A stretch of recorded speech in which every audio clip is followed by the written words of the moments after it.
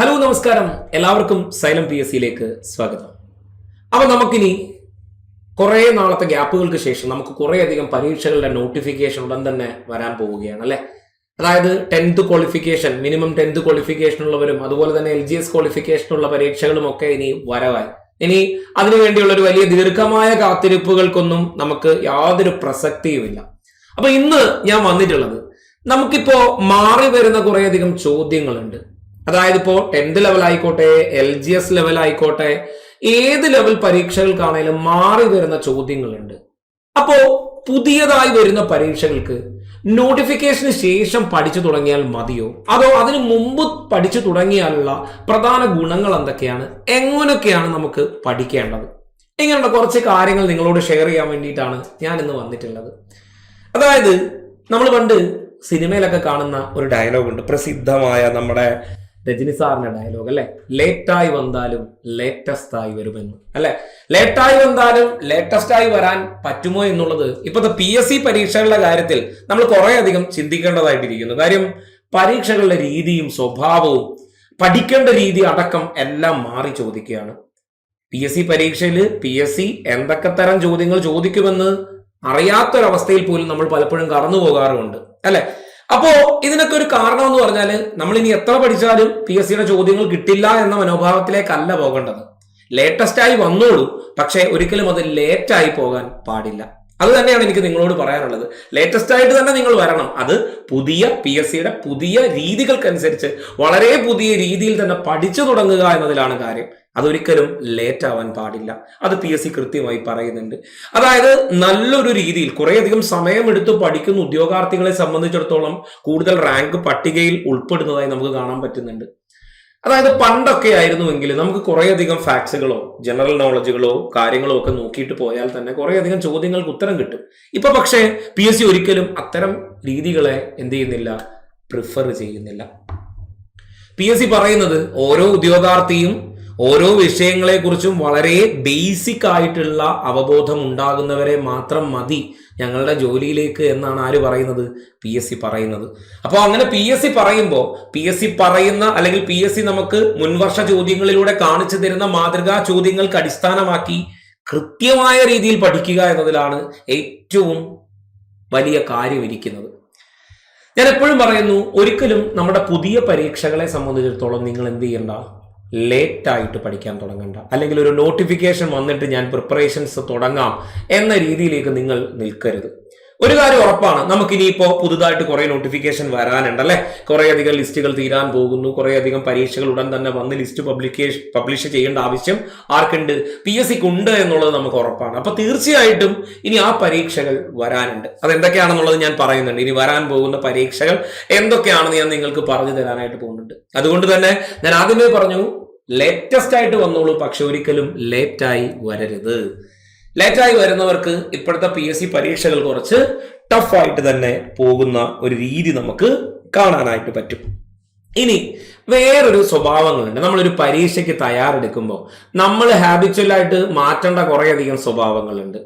അതായത് നമുക്കൊരു സ്വഭാവമുണ്ട്, നാളെ നമ്മൾ ലോട്ടറി കച്ചവടക്കാർ പറയും പോലെ നാളെ നാളെ നാളെ നാളെ നാളെ എന്ന് പറഞ്ഞു പോകുന്നൊരു ചിന്താഗതി നമുക്ക് എപ്പോഴും ഉണ്ട്. അല്ലെങ്കിൽ ഇനി നോട്ടിഫിക്കേഷൻ വരുന്നവർ ഇരിക്കാന്ന് വെച്ചിരിക്കുന്ന കുറെ കാര്യങ്ങളുണ്ട്. നിങ്ങൾ മനസ്സിലാക്കേണ്ട ഒരു കാര്യം, ഇനി വരാൻ പോകുന്ന നോട്ടിഫിക്കേഷന് വേണ്ടി പ്രിപ്പയർ ചെയ്യാനായിട്ട് അല്ലെങ്കിൽ ഓൾറെഡി പ്രിപ്പറേഷൻ തുടങ്ങിയ കുറേയധികം ഉദ്യോഗാർത്ഥികൾ നിങ്ങൾക്ക് മുന്നേ ഓടി തുടങ്ങി എന്നുള്ളൊരു കാര്യം നിങ്ങൾ കൃത്യമായി ഓർക്കുക എന്നുള്ളതാണ്. നമുക്ക് ഏത് ബാച്ചുകൾ എടുത്തു നോക്കിയാലും ഇനി വരാൻ പോകുന്ന പരീക്ഷകൾക്ക് പ്രിപ്പയർ ചെയ്യുന്നവരുടെ എണ്ണം വളരെയധികം കൂടിയിരിക്കുന്നതായിട്ട് നമുക്ക് കാണാനായിട്ട് പറ്റും. അതായത് മത്സരം ശക്തമാണ്. അതുകൊണ്ട് തന്നെ ശക്തമായ ഒരു പഠനം തന്നെ നമുക്ക് മുന്നിലേക്ക് കൊണ്ടുപോകണം. അതായത് നമ്മുടെ പപ്പുചേട്ടൻ പറഞ്ഞതിൻ്റെ തൊട്ട് ഇപ്പൊ ശരിയാക്കി തരാം എന്ന് പറയുന്ന ഒരു രീതി വളരെ റിസ്ക് ഉള്ളതാണ്. ഇപ്പൊ ശരിയാക്കി തരാം, നോട്ടിഫിക്കേഷൻ വന്ന് ഇപ്പൊ അങ്ങോട്ട് ശരിയാക്കി തരാം എന്ന് പറയുന്നത് വളരെ റിസ്ക് ഉള്ളതാണ്. അല്ലെങ്കിൽ കുറെ കൂടി ഡീപ്പായിട്ടുള്ള എഫേർട്ട് വരണം എന്നുള്ളതാണ് അതിനകത്തെ പ്രശ്നം. പക്ഷേ നിങ്ങൾക്ക് കുറെ ടൈം വേണം, അല്ലെങ്കിൽ നിങ്ങൾ ഒരു ജോലി ചെയ്യുന്നവരാണ്, അല്ലെങ്കിൽ വീട്ടിൽ കുട്ടികളുള്ളവരാണ്, അല്ലെങ്കിൽ എനിക്ക് കുറച്ച് സമയം എടുത്തേ ഒരു കാര്യം പഠിക്കാൻ പറ്റൂ എന്നാണെന്നുണ്ടെങ്കിൽ നിങ്ങൾ ഒരു കാരണവശാലും നിങ്ങൾ എന്ത് ചെയ്യരുത്, നോട്ടിഫിക്കേഷൻ വരുന്നത് വരെ പരീക്ഷയ്ക്ക് തയ്യാറെടുക്കാൻ നിൽക്കരുത്. നിങ്ങൾ എന്ത് ചെയ്യുക, നേരത്തെ തന്നെ പഠനം തുടങ്ങുക.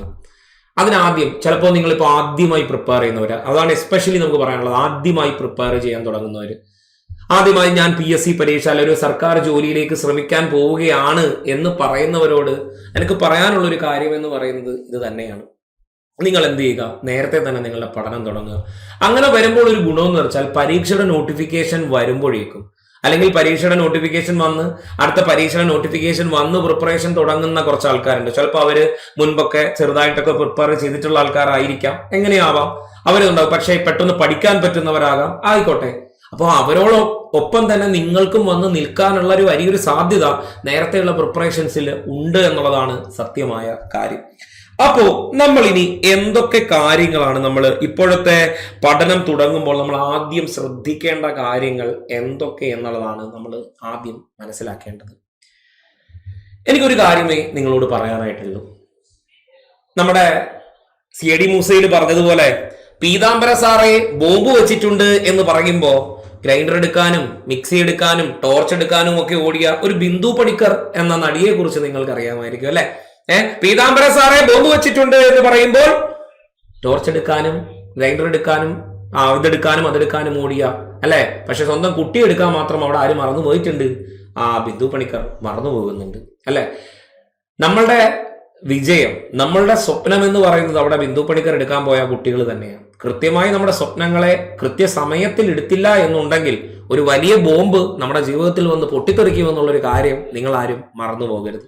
ആ ബോംബ് പൊട്ടിത്തെറിക്കാനും അതിനകത്ത് ഇല്ലാതായി പോകാനും നമ്മൾ തയ്യാറല്ലാത്തിടത്തോളം കാലം നമുക്ക് എന്തായാലും ഏത് വലിയ പൊട്ടിത്തെറികളിൽ നിന്നും രക്ഷപ്പെടാൻ പറ്റും എന്നുള്ളതാണ് സത്യം. അപ്പോ അത്തരം ബോംബ് പൊട്ടിത്തെറിക്കുന്നതിന് മുമ്പ് കൃത്യമായി നിങ്ങളുടെ സ്വപ്നങ്ങളെ നിങ്ങളുടെ കൈകളിലേക്ക് എടുത്ത് സുരക്ഷിതമാക്കുക.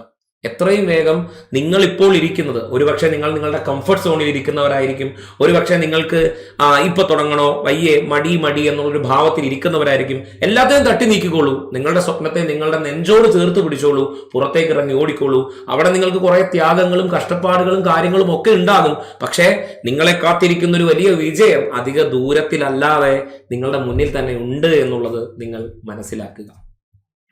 അതായത് ഇപ്പോ പരീക്ഷാ ഹാളിൽ ചെന്ന് കഴിയുമ്പോൾ നമ്മളുടെ ചോദ്യങ്ങളൊക്കെ കണ്ടു കഴിയുമ്പോൾ, PSCയുടെ പുതിയ ചോദ്യങ്ങളൊക്കെ കണ്ടു കഴിയുമ്പോൾ സാധാരണഗതിയിൽ പ്രിപ്പയർ ചെയ്യുന്ന ഒരു ഉദ്യോഗാർത്ഥിയെ സംബന്ധിച്ചിടത്തോളം അയാളുടെ ഭാവം, ഒരു ശരാശരി ഭാവം എന്ന് പറയുന്നത് ഇത്തരം രീതിയിലായിരിക്കും. ഇത് എവിടെ തുടങ്ങണം, എങ്ങനെ തുടങ്ങണം എന്നുള്ള വലിയ രീതിയിലുള്ള കൺഫ്യൂഷനുകളാണ് നമുക്ക് ഉണ്ടാവാറുള്ളത്. അതിന് ഞാൻ നിങ്ങൾക്ക് തന്നെ നമ്മുടെ PSCയുടെ കുറച്ച് ചോദ്യങ്ങൾ കൊണ്ട് തന്നിട്ടുണ്ട്. കുറച്ച് ചോദ്യങ്ങൾ എന്ന് പറഞ്ഞാൽ ഞാൻ കുറച്ച് നോക്കൂ. ഇതിപ്പോ നമ്മളുടെ LDC പരീക്ഷയ്ക്ക്, LDC അതായത് 10th ക്വാളിഫിക്കേഷൻ ഉള്ള ഒരു പരീക്ഷയുടെ ചോദ്യ പേപ്പറാണ്. മിനിമം 10th ക്വാളിഫിക്കേഷൻ ഉള്ള LDC പരീക്ഷയുടെ ഒരു ചോദ്യം നോക്കൂ. വയനാട്ടിൽ ബ്രിട്ടീഷുകാർക്കെതിരായി നടന്ന കുറിച്യാർ കലാപത്തെ പറ്റി താഴെ പറയുന്നവയിൽ തെറ്റായ പ്രസ്താവന കണ്ടെത്തുക എന്നാണ് പറഞ്ഞിരിക്കുന്നത്. അതിൽ ഒന്നാമത്തെ സ്റ്റേറ്റ്മെന്റ് കലാപം നടന്നത് 1812 രണ്ടാം സ്റ്റേറ്റ്മെന്റ് കലാപത്തെ അടിച്ചമർത്താൻ ബ്രിട്ടീഷുകാർ രാമനമ്പിയെ നിയോഗിച്ചു. മൂന്നാമത്തത് കലാപത്തിന്റെ പ്രധാന നേതാവായ പാലിയത്തച്ഛനെ ബ്രിട്ടീഷുകാർ വധിച്ചു. നാലാമത്തെ സ്റ്റേറ്റ്മെന്റ് വട്ടത്തൊപ്പിക്കാരെ നാട്ടിൽ നിന്നും പുറത്താക്കുക എന്ന മുദ്രാവാക്യം കലാപകാരികൾ ഉയർത്തി എന്നാണ്. ഇവിടെ PSC ഇത്തരം ചോദ്യങ്ങളിൽ ഉപയോഗിക്കുന്ന വലിയൊരു തന്ത്രമുണ്ട്. ഇവിടെ ചോദ്യം വായിച്ച് ആ ചോദ്യത്തെക്കാൾ വലിയ സ്റ്റേറ്റ്മെന്റുകൾ നമ്മുടെ മുന്നിലേക്ക് PSC തരാറുണ്ട്. ഇപ്പൊ ഞാൻ അതിനെക്കുറിച്ച് നിങ്ങളുടെ അടുത്ത് പ്രത്യേകം പറയണ്ട. പണ്ടത്തെ പോലെയല്ല, ചോദ്യങ്ങൾ മിക്കതും എന്താണ്, സ്റ്റേറ്റ്മെന്റ് ചോദ്യങ്ങളാണ്. അപ്പൊ സ്റ്റേറ്റ്മെന്റ് ചോദ്യങ്ങളുടെ ഒരു പ്രത്യേകത, ചോദ്യം വായിച്ചു കഴിഞ്ഞാൽ ഉദ്യോഗാർത്ഥി പിന്നീട് കൂടുതൽ സമയം സ്പെൻഡ് ചെയ്യുക ഈ സ്റ്റേറ്റ്മെന്റുകളിലൂടെയാണ്. ശരിയല്ലേ? ഈ 4 സ്റ്റേറ്റ്മെന്റുകൾ വായിച്ചു വരുമ്പോൾ തന്നെ നിങ്ങളുടെ ഒന്ന് പരീക്ഷാ ഹോളാണ്, നിങ്ങൾ വളരെയധികം മെന്റൽ പ്രഷറിലായിരിക്കും ഇരിക്കുക. ഈ 4 സ്റ്റേറ്റ്മെന്റ് ചോദിക്കുന്ന നിങ്ങൾ ആദ്യം വായിച്ച ചോദ്യത്തിനകത്തെ ഏറ്റവും പ്രസക്തമായ ഭാഗം ചിലപ്പോൾ വിട്ടുപോകാനുള്ള സാധ്യതയുമുണ്ട്. തെറ്റായ പ്രസ്താവന എന്നത് അല്ലെ. അവിടെ ചോദിച്ചിരിക്കുന്നത് തെറ്റായ പ്രസ്താവനയാണ്. ചിലപ്പോൾ നമ്മൾ എന്ത് ചെയ്യും, ചാടിക്കേറി നമുക്ക് ഒന്ന് ശരിയായ പ്രസ്താവന എഴുതാനായിട്ടുള്ള ഒരു തോന്നൽ ഉണ്ടാകാൻ സാധ്യതയുണ്ട്. തീർച്ചയായിട്ടും PSC അപ്പൊ എന്ത് ചെയ്യുന്നുണ്ട്, PSCക്ക് അറിയാം നിങ്ങൾക്ക് അങ്ങനെ ഒരു മെന്റൽ പ്രഷർ ഉണ്ടാകാനുള്ള സാധ്യതയുണ്ട്, ഉദ്യോഗാർത്ഥിക്ക് അങ്ങനെ ഒരു മെന്റൽ പ്രഷർ ഉണ്ടാകാൻ സാധ്യതയുണ്ട്. ഇവിടുത്തെ സ്റ്റേറ്റ്മെന്റിൽ ഇവിടെ കുറിച്യാർ കലാപത്തെ കുറിച്ചാണ് പറഞ്ഞിരിക്കുന്നത്. കേരളത്തിൽ കുറിച്യാർ വിഭാഗങ്ങൾ പഴശ്ശി കലാപാനന്തരം പിന്നീട് 1812 നടന്നിട്ടുണ്ടായിരുന്ന ഒരു പ്രധാനപ്പെട്ട കലാപമായിരുന്നു കുറിച്യാർ കലാപം. വയനാട്ടിൽ കുറിച്യാർ വിഭാഗങ്ങൾക്കുമേൽ ബ്രിട്ടീഷുകാർ നടപ്പിലാക്കിയ തെറ്റായ നികുതി നയങ്ങൾക്കെതിരെ നടന്നിട്ടുണ്ടായിരുന്ന ഒരു കലാപമായിരുന്നു കുറിച്യാർ കലാപം എന്നുള്ളത്. അതുകൊണ്ട് തന്നെ ഇവിടെ സ്റ്റേറ്റ്മെന്റ് 1 ശരിയാണ്. എല്ലാവർക്കും അറിയാവുന്ന ഒരു സ്റ്റേറ്റ്മെന്റ്. രണ്ടാമത് നോക്കൂ, കലാപത്തെ അടിച്ചമർത്താൻ ബ്രിട്ടീഷുകാർ രാമനമ്പിയെ നിയോഗിച്ചു എന്നാണ് പറഞ്ഞിരിക്കുന്നത്. രാമനമ്പിയെ നിയോഗിച്ചു എന്നാണ് പറഞ്ഞിരിക്കുന്നത്. അതായത് നമ്മളുടെ കുറിച്യാർ കലാപത്തിന്റെ പ്രധാന നേതാവ് എന്ന് പറഞ്ഞാൽ, കുറിച്യാർ കലാപത്തിന്റെ പ്രധാന നേതാവ് എന്ന് പറയുന്നത് നമ്മൾ ആരെ തന്നെയാണ്? നമ്മളുടെ രാമനമ്പിയാണ്. കുറിച്യാർ കലാപത്തിന്റെ പ്രധാന നേതാവ് എന്ന നിലയിൽ നമ്മൾ പഠിക്കുന്നത് ആരെയാണ്? രാമനമ്പിയാണ്. ഓക്കെ, കുറിച്യാർ കലാപത്തിന്റെ പ്രധാന നേതാവ്. ഇവിടെ ചോദിച്ചിരിക്കുന്നു, കലാപത്തെ അടിച്ചമർത്താൻ ബ്രിട്ടീഷുകാർ രാമനമ്പിയെ നിയോഗിച്ചു എന്നാണ് പറഞ്ഞിരിക്കുന്നത്. തെറ്റായ സ്റ്റേറ്റ്മെന്റ് ആണ് അല്ലെ? പക്ഷേ ഇവിടെ രണ്ട് പോസിബിലിറ്റി ഉണ്ട്. അതെന്താന്ന് ഞാൻ പറഞ്ഞുതരാം. അടുത്ത മൂന്നാമത്തെ സ്റ്റേറ്റ്മെന്റ് നോക്കൂ, കലാപത്തിന്റെ പ്രധാന നേതാവായ പാലിയത്തച്ഛനെ ബ്രിട്ടീഷുകാർ വധിച്ചു എന്ന്. ഒരിക്കലും അത് സംഭവിച്ചിട്ടില്ലാത്തൊരു കാര്യം തന്നെയാണ്. അതും എന്താണ്? തെറ്റായ സ്റ്റേറ്റ്മെന്റ് ആണ്. അടുത്തതോ, വട്ടത്തുപ്പിക്കാരെ നാട്ടിൽ നിന്നും പുറത്താക്കുക. കറക്റ്റ് ആണ്. കുറിച്യാർ കലാപത്തിന്റെ പ്രധാന മുദ്രാവാക്യം തന്നെയായിരുന്നു വട്ടത്തുപ്പിക്കാരെ നാട്ടിൽ നിന്നും പുറത്താക്കുക എന്നത്. ഇങ്ങനെ നിങ്ങൾക്ക് ചിലപ്പോൾ കണ്ടെത്താൻ കഴിയും. പക്ഷേ ഇവിടെ നിങ്ങൾ പ്രാക്ടീസ് ചെയ്യേണ്ടത്, അതാണ് ഒരു നേരത്തെ പരീക്ഷ അല്ലെങ്കിൽ ഒരു കോഴ്സിന് നമ്മൾ പ്രിപ്പയർ ചെയ്യുന്നതിന്റെ ഒരു ഗുണം എന്താണെന്ന് ചോദിച്ചാൽ ഇതാണ്. ഇത്തരം പ്രാക്ടീസുകൾ കൂടി നമുക്ക് ആദ്യമേ നടത്തി പോകാനായി പറ്റുമെന്നുള്ളതാണ്. അല്ലെങ്കിൽ ഞാൻ കുറച്ചേ മുമ്പേ പറഞ്ഞിട്ടുണ്ട്, പീതാംബര സാറെ ബോംബ് വെച്ചിട്ടുണ്ട് എന്നൊരു അവസ്ഥയിലേക്ക് പോകും. കാര്യം വെപ്രാളം കൂടുമ്പോൾ തെറ്റാനുള്ള സാധ്യതകൾ കൂടുതലാണ്. പക്ഷെ കൂടുതൽ ടൈമിൽ പ്രാക്ടീസ് ചെയ്യാൻ നിങ്ങൾക്ക് പറ്റിയാൽ അത് നിങ്ങൾക്ക് കൂടുതൽ അഡ്വാൻസ്ഡ് ആയിട്ടുള്ള ഒരു കാര്യമാണ്. ഇവിടെ ഒന്ന് നമ്മൾ ശ്രദ്ധിക്കേണ്ടത്, ചോദ്യം ആദ്യം നമ്മൾ വായിച്ചു തീർന്നതാണ്. പിന്നീട് നമ്മൾ സ്റ്റേറ്റ്മെന്റിലൂടെ കടന്നു പോകുമ്പോൾ അപ്പൊ തന്നെ നമ്മൾ എന്ത് ചെയ്യും? മാർക്ക് ചെയ്തു പോകും. അപ്പോ ഒന്നാമത്തെ സ്റ്റേറ്റ്മെന്റും നാലാമത്തെ സ്റ്റേറ്റ്മെന്റും നമുക്ക് ശരിയാണെന്ന് അറിയാവുന്നത് കൊണ്ടും PSC കൃത്യമായി നിങ്ങൾ നോക്കൂ, ഓപ്ഷൻ എ എന്ന് പറയുന്നത് PSC എന്ത് തന്നെ ഇട്ടിട്ടുണ്ട്? 1ഉം 4ഉം മാത്രം എന്നത് ഇട്ടിട്ടുണ്ട്, നിങ്ങളെ തെറ്റിക്കാൻ വേണ്ടി. പക്ഷെ ഇവിടെ ചോദിച്ചിരിക്കുന്നത് എന്താണ്? തെറ്റായ പ്രസ്താവന എന്ന് തന്നെയാണ്. ഇവിടെ തെറ്റായ പ്രസ്താവന 2ഉം 3ഉമാണ്. ഇവിടുത്തെ തെറ്റായ പ്രസ്താവന എന്ന് പറയുന്നത് 2ഉം 3ഉം മാത്രമാണ്. അപ്പോൾ ശരിയായ ഉത്തരം നമുക്ക് ഇവിടെ എന്തായി?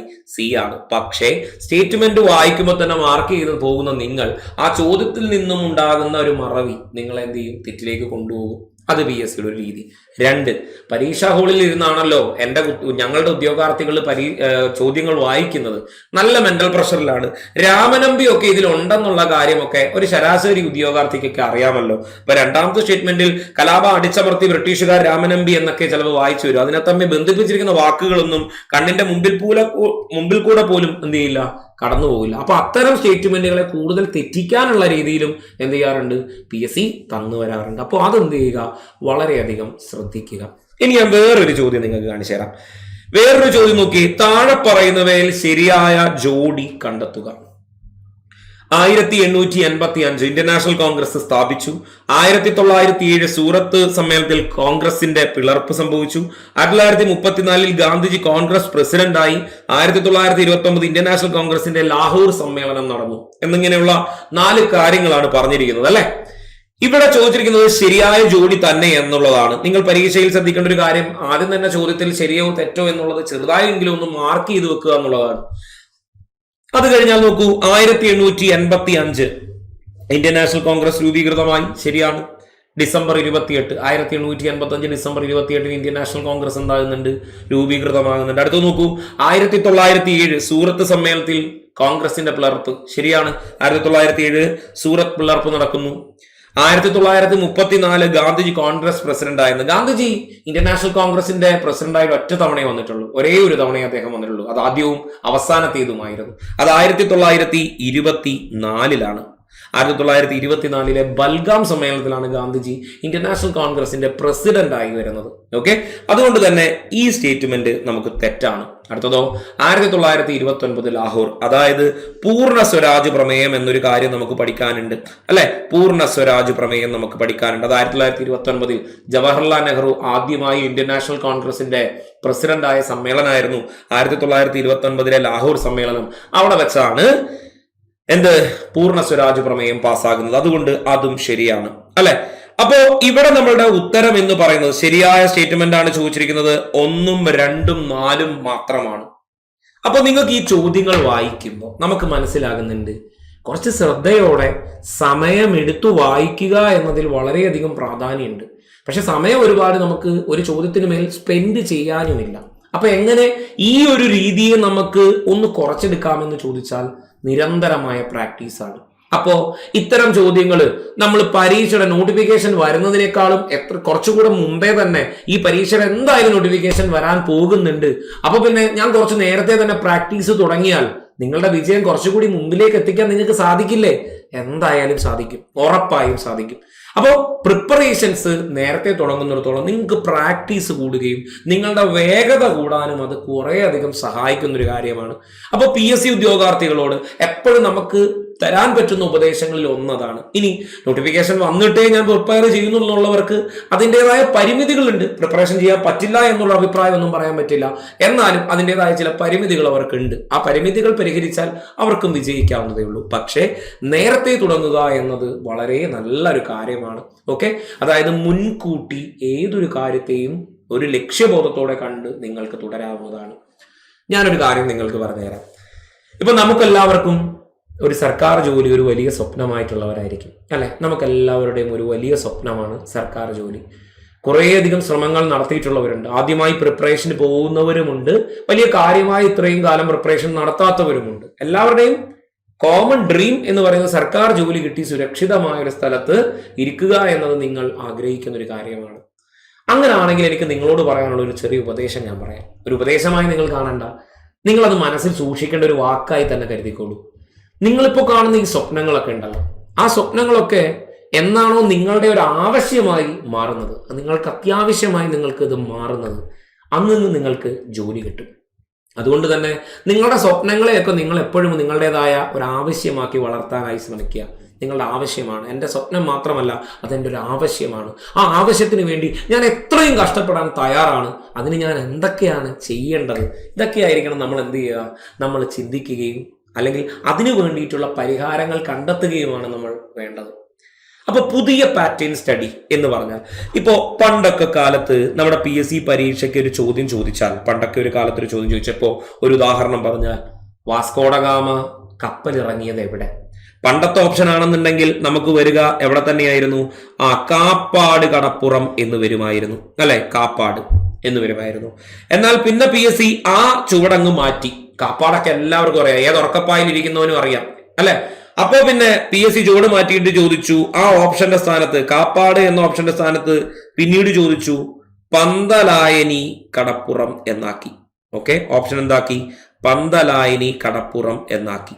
ഓക്കെ, അപ്പൊ പന്തലായനി കടപ്പുറവും നിങ്ങൾക്ക് മനസ്സിലായെന്ന് കണ്ടപ്പോ PSC അടുത്ത തട്ടകം ഇറക്കി. ഇപ്പൊ എല്ലാവർക്കും പന്തലായനി കടപ്പുറം അറിയാമെന്നായി. അപ്പൊ PSC എന്ത് ചെയ്തു? മാറ്റി. ഇപ്പൊ ചോദിച്ചുകൊണ്ടിരിക്കുന്നത് കാപ്പാട് ഏത് പഞ്ചായത്തിലാണ് എന്നാണ് ചോദിക്കുന്നത്. ഇപ്പൊ ചോദിക്കുന്നത് എന്താണ്? കാപ്പാട് ഏത് പഞ്ചായത്തിലാണ് എന്നാണ് ചോദിക്കുന്നത്. ചേമഞ്ചേരി പഞ്ചായത്താണ്. ഓക്കെ, ചേമഞ്ചേരി പഞ്ചായത്തിലാണ് ഇപ്പൊ കാപ്പാട് സ്ഥിതി ചെയ്യുന്നത്. ഇനി നാളെ എന്ത് വേണമെങ്കിലും ചോദിക്കാം, ചേമഞ്ചേരി പഞ്ചായത്ത് പ്രസിഡന്റ് ആര്? എന്തിനു പറയണം? പഞ്ചായത്ത് പ്രസിഡന്റ് മകളോ മകനൊക്കെ ഉണ്ടെങ്കിൽ അവരുടെ കോഴ്സിന്റെ ഏത് വകുപ്പിന് കീഴിലാണ് വരുന്നത് എന്ന തരത്തിലൊക്കെ നല്ല രീതിയിൽ ചോദ്യങ്ങൾ ചോദിക്കാറുണ്ട്. ഞാൻ ഉദാഹരണം പറഞ്ഞേ ഉള്ളതേ ഉള്ളൂ, അങ്ങനൊന്നും ചോദിക്കൂല. എന്നാൽ നിലവിൽ നമ്മുടെ ചോദ്യങ്ങളുടെ തട്ടുകൾ എന്ത് ചെയ്തിട്ടുണ്ട്? നന്നായി മാറിയിട്ടുണ്ട്. അപ്പൊ ആ മാറ്റത്തിനനുസരിച്ച് പഠിക്കുക എന്നുള്ളതാണ് വളരെ അത്യന്താപേക്ഷിതമായ കാര്യം. ഏതൊരു ടോപ്പിക്കിനെയും ഡെപ്തിൽ പഠിക്കാൻ ശ്രമിക്കുക, നല്ല ആഴത്തിൽ നമ്മുടെ സിലബസിനകത്ത് നിന്ന് പഠിക്കാൻ ശ്രമിക്കുക. അതിനൊരു സിസ്റ്റമാറ്റിക് പഠന രീതി നിങ്ങൾക്കുണ്ടാകണം, ഒരു ക്രമമായ പഠന രീതി നിങ്ങൾക്ക് ഉണ്ടായിരിക്കണം. അതിന് ടൈം ടേബിളുകൾ, മുൻകാല ചോദ്യങ്ങൾ, SCRT പുസ്തകങ്ങൾ, അതുപോലെ തന്നെ നമ്മളുടെ പുതുതായി PSC കൊണ്ടുവരുന്ന മാധ്യമങ്ങളിൽ നിന്നുള്ള ചോദ്യങ്ങൾ, അത്തരം ചോദ്യങ്ങളെ തരം തിരിച്ചു പഠിച്ച് പരീക്ഷാ ഹോളിൽ സധൈര്യം എഴുതാൻ കഴിയുക എന്നതായിരിക്കണം നിങ്ങളുടെ ഏറ്റവും പ്രധാനപ്പെട്ട എയിമായി വരേണ്ടത്. അപ്പോ ഇനി വരാൻ പോകുന്ന പരീക്ഷകൾ ഏതൊക്കെ? ഇതായിരിക്കാം നിങ്ങൾക്ക് ഒരു സംശയമുള്ള ഒരു കാര്യം അല്ലെ? ഇനിയിപ്പോ ഏതൊക്കെ പരീക്ഷകൾ വരുന്നുണ്ട്, ആ പരീക്ഷയ്ക്ക് ഞാൻ തുടങ്ങിക്കോളാം, പക്ഷെ ഏതാ പരീക്ഷ ഉള്ളത്, ഇപ്പൊ ഉടനെ എന്തെങ്കിലും വരുമോ എന്നൊക്കെ ഉള്ളൊരു ഡൗട്ടൊക്കെ നിങ്ങൾക്ക് ഉണ്ടാവും അല്ലെ? നമുക്കിനി LGS ലെവലിൽ വരാനുള്ള, നമുക്കറിയാം നമുക്ക് ഏറ്റവും പ്രധാനമായും വരാനുള്ളൊരു പരീക്ഷ എന്ന് പറയുന്നത് കമ്പനി ബോർഡ് LGS ആണ്. കമ്പനി ബോർഡ് LGS പരീക്ഷ നമുക്ക് ഉടൻ തന്നെ നോട്ടിഫിക്കേഷൻ എക്സ്പെക്ട് ചെയ്യാവുന്ന ഒരു പരീക്ഷയാണ്. അതേപോലെ തന്നെയാണ് നമ്മളുടെ ബെഫ്കോ LDയും അതുപോലെ തന്നെ വില്ലേജ് ഫീൽഡ് അസിസ്റ്റന്റും, ബെഫ്കോ LDയും വില്ലേജ് ഫീൽഡ് അസിസ്റ്റന്റും നമുക്ക് വരാൻ പോകുന്ന ഒരു പരീക്ഷയാണ്. ബെഫ്കോ LDയും വില്ലേജ് ഫീൽഡ് അസിസ്റ്റന്റും നമുക്ക് എത്രയും വേഗം നോട്ടിഫിക്കേഷൻ വരികയും ഒരു 2-3 നോട്ടിഫിക്കേഷൻ വന്നാൽ 2-3 മാസത്തിനകം നമുക്ക് പരീക്ഷകൾ പ്രതീക്ഷിക്കാവുന്നതുമായ ഒരു നല്ല പോസ്റ്റുകളാണ് ഞാൻ ഈ പറഞ്ഞ കമ്പനി ബോർഡ് LGS, അതുപോലെ തന്നെ ബെവ്കോ LDC, അതേപോലെ തന്നെ വില്ലേജ് ഫീൽഡ് അസിസ്റ്റന്റ് എന്ന നമ്മളുടെ VFA പരീക്ഷ. ഇതൊക്കെ നമുക്ക് ഉടൻ തന്നെ വരാൻ പോകുന്ന പരീക്ഷകളാണ്. അപ്പോ ഇത്തരം രീതിയിൽ PSC പറയുന്ന മാതൃകയിൽ പുതിയ പാഠ്യപദ്ധതിക്കും പുസ്തകങ്ങൾക്കും അതുപോലെ പുതിയ ചോദ്യ ശൈലികൾക്കും അനുസരിച്ച് പഠിക്കുക എന്നതാണ് ഇനി നിങ്ങൾ ചെയ്യേണ്ട ഒരു കാര്യം, അല്ലെ? അപ്പൊ അതിനുവേണ്ടി തയ്യാറെടുക്കാൻ എല്ലാവരെയും ഞാൻ ആദ്യം തന്നെ ആശംസിക്കുന്നു. കൊറോണകാലമാണ് വരുന്നത്. നല്ലൊരു തീരുമാനം എടുക്കാൻ കഴിയുന്നൊരു സമയമാണ്. ആ ഒരു സമയത്ത് ഉചിതമായ തീരുമാനങ്ങൾ എടുക്കാൻ നിങ്ങൾക്ക് ഓരോരുത്തർക്കും കഴിയണം. അപ്പൊ അതിനു വേണ്ടിയിട്ട് നമുക്കിപ്പോ നോക്കൂ, നമ്മുടെ കമ്പനി ബോർഡ് LGSനായിട്ട് നമ്മുടെ സൈലം PSCയുടെ ഒരു ബാച്ച് നമുക്ക് സെപ്റ്റംബർ 15 സ്റ്റാർട്ട് ചെയ്യുന്നുണ്ട്. ഈ വരുന്ന സെപ്റ്റംബർ 15, അതായത് ഓണം കഴിഞ്ഞു വരുമ്പോൾ നിങ്ങൾക്ക് സെപ്റ്റംബർ 15 നിങ്ങളെ കാത്തുകൊണ്ട് നമ്മുടെ സൈലം PSCയുടെ കമ്പനി ബോർഡ് LGSന്റെ ഒരു ബാച്ച് സ്റ്റാർട്ട് ചെയ്യുന്നുണ്ട്. അപ്പോൾ ഒരു വർഷം അല്ലെങ്കിൽ നിങ്ങൾക്ക് എന്നാണോ എക്സാം അതുവരെ നിങ്ങൾക്ക് ആ ഒരു കോഴ്സ് ആക്സസ് ഉണ്ടായിരിക്കുന്നതാണ്. ഒരു വർഷം വരെയാണ് കോഴ്സ് വാലിഡിറ്റി, അല്ലെങ്കിൽ എക്സാം വരെ നിങ്ങൾക്ക് എന്ത് ചെയ്യാം, ആ കോഴ്സ് നിങ്ങൾക്ക് യൂസ് ചെയ്യാവുന്നതാണ്. അതിന് നിങ്ങൾക്ക് ഉള്ള ഫീസ് നിങ്ങൾക്കറിയാമല്ലോ. സൈലം എപ്പോഴും സാധാരണ വിദ്യാർത്ഥികളോടൊപ്പം നിൽക്കുന്ന ഒരു വിദ്യാഭ്യാസ സ്ഥാപനം എന്ന നിലയിൽ തന്നെ നമ്മുടെ കമ്പനി ബോർഡ് LGS പരീക്ഷയ്ക്ക് 1499 രൂപയാണ് നിങ്ങൾക്ക് കോഴ്സ് ഫീസായിട്ട് വരിക. 1499 രൂപ. അപ്പോൾ LGS പരീക്ഷകളുടെ ക്വാളിഫിക്കേഷന് അർഹരായിട്ടുള്ള എല്ലാ ഉദ്യോഗാർത്ഥികൾക്കും എക്സ്പെക്ട് ചെയ്യാവുന്ന പരീക്ഷയിൽ ഒന്നാണ് കമ്പനി ബോർഡ് LGS എന്ന് പറയുന്നത്. അപ്പൊ ഞാൻ പറഞ്ഞല്ലോ, സെപ്റ്റംബർ 15 നമ്മളുടെ കോഴ്സ് സ്റ്റാർട്ട് ചെയ്യുക. സെപ്റ്റംബർ 15 നമ്മളുടെ കോഴ്സ് സ്റ്റാർട്ട് ചെയ്യുക. ആരും മറക്കണ്ട. കോഴ്സ് ഫീസ് 1499 രൂപയാണ്. ഇനി നോക്കൂ, ഇനി നമുക്ക് വരാൻ പോകുന്ന 2 പരീക്ഷകളിൽ ഒന്ന് ബെവ്കോ LD ആണ്. മറ്റൊന്ന് വില്ലേജ് ഫീൽഡ് അസിസ്റ്റന്റ് പരീക്ഷകളാണ്. Bevco LD, village field assistant ആണ്. ഈ പറയുന്ന 2 കോഴ്സുകൾക്കും നമുക്ക് സെപ്റ്റംബർ 10 ബാച്ചുകൾ സ്റ്റാർട്ട് ചെയ്യുകയാണ്. സെപ്റ്റംബർ 10 നമ്മുടെ ബാച്ചുകൾ സ്റ്റാർട്ട് ചെയ്യുകയാണ്. ഈ വരുന്ന സെപ്റ്റംബർ 10 നമ്മുടെ ബെവ്കോ LD അതുപോലെ തന്നെ വില്ലേജ് ഫീൽഡ് അസിസ്റ്റന്റ് പരീക്ഷകളുടെ ക്ലാസ്സുകൾ ആരംഭിക്കും. അപ്പൊ കോഴ്സ് ഫീസ് എന്ന് പറയുന്നത് 1999 രൂപ വരെയാണ് നിങ്ങൾക്ക് കോഴ്സ് ഫീസ് ഉണ്ടാവുക. കോഴ്സ് വാലിഡിറ്റി 1 ഇയർ ആണ്. അപ്പോ ഇതുമായി ബന്ധപ്പെട്ട കൂടുതൽ വിവരങ്ങൾക്ക് നിങ്ങൾക്ക് എന്ത് ചെയ്യാം, നമ്മളുടെ ബോർഡ് നമ്പറുമായി ബന്ധപ്പെടാം, അല്ലെങ്കിൽ താഴെ ഫിക്സ് ചെയ്തിട്ടുള്ള ലിങ്കുമായിട്ടോ അവിടെ പറഞ്ഞിട്ടുള്ള നമ്പറുമായിട്ടോ നിങ്ങൾക്ക് എന്ത് ചെയ്യാം, ബന്ധപ്പെടാവുന്നതാണ്. ഓക്കെ. അതുപോലെ തന്നെ കൂടുതൽ ഇപ്പോൾ കുറച്ചും കൂടി കാലങ്ങളായി പഠിച്ച് ഒരു ഫൗണ്ടേഷൻ ഇല്ലാത്ത ആളാണ്, വളരെ ബേസിക് ആയിട്ടുള്ള ഇതൊന്നും ഇല്ലാത്ത ആൾക്കാർക്കാണെന്നുണ്ടെങ്കിൽ നമ്മളെ LDC ഫൗണ്ടേഷൻ ബാച്ചും ഉണ്ട്. അതും സെപ്റ്റംബർ 10 തന്നെയാണ് സ്റ്റാർട്ട് ചെയ്യുക. അതിന്റെയും കോഴ്സ് ഫീസ് 1999 ആണ്. എന്ന് കരുതി വില്ലേജ് ഫീൽഡ് അസിസ്റ്റന്റോ ബെവ്കോ LDയോ കമ്പനി ബോർഡ് LGSോ ബേസിക് ആയിട്ടുള്ള കാര്യങ്ങൾ എടുക്കില്ല എന്ന് നമുക്ക് പറയാൻ പറ്റില്ല. വളരെ ബേസിക് ആയിട്ടുള്ള അറിയാത്ത കുട്ടികൾക്ക് കൂടി നമ്മൾ പരിഗണന നൽകിക്കൊണ്ട് തന്നെ ആയിരിക്കും നമ്മളുടെ ക്ലാസ്സുകൾ മുന്നോട്ട് പോവുക. ഓക്കെ. അപ്പോൾ ഈ ഓണം നല്ല ഉചിതമായ ഒരു തീരുമാനമെടുക്കാൻ കഴിവും പ്രാപ്തിയും നിങ്ങൾക്ക് ഉണ്ടാകണം. അപ്പോൾ എല്ലാ ഐശ്വര്യങ്ങളോടും കൂടി പുതിയൊരു തീരുമാനവും ഇനി അടുത്ത ഓണത്തിന് മുമ്പ് ഒരു പുതിയൊരു ലൈഫും നിങ്ങൾക്ക് കിട്ടാൻ ഈ ഒരു തീരുമാനം നിങ്ങളെ സഹായിക്കണം. അടുത്ത ഓണത്തിന് നല്ലൊരു സർക്കാർ ഉദ്യോഗസ്ഥനോ ഉദ്യോഗസ്ഥയോ ഒക്കെ ആയിട്ട് ഏതെങ്കിലുമൊക്കെ ഒരു സ്ഥാപനത്തിൽ ഇരുന്നു കൊണ്ട് ഓണം ആഘോഷിക്കാൻ നിങ്ങൾക്ക് സാധിക്കണം. അതുകൊണ്ട് നിങ്ങളുടെ ഉചിതമായ തീരുമാനങ്ങൾ ഞാൻ പറഞ്ഞ രീതികളിൽ തന്നെ ഒന്ന് പഠനത്തോടു കൂടി ചേർത്ത് വെച്ച് പഠിക്കാനുള്ള ഒരു രീതി നിങ്ങൾ കണ്ടെത്തണം. അപ്പോൾ നമുക്ക് കൂടുതൽ ക്ലാസ്സുകളും മനോഹരമായ വിശേഷങ്ങളുമായി മറ്റൊരു ദിവസം കാണാം. തൽക്കാലം അതിൻ്റെ പേര് ബൈ.